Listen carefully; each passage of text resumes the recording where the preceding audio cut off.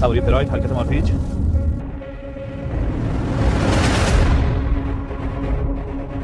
نزدیک بود برخورد کنه با خودرو کناری خودش. باید یاد بگیری درست رانندگی کنی. باید یاد بگیری احساس کنی هر لحظه‌ای که ممکنه پشت سرت باشه. اینو هر وقت درک کردی درست رانندگی کنی. فاصله طولیش رو رعایت نمی‌کنه و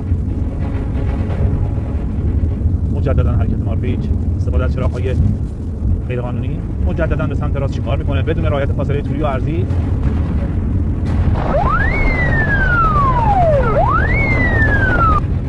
با کجا می‌خوای بری آقا؟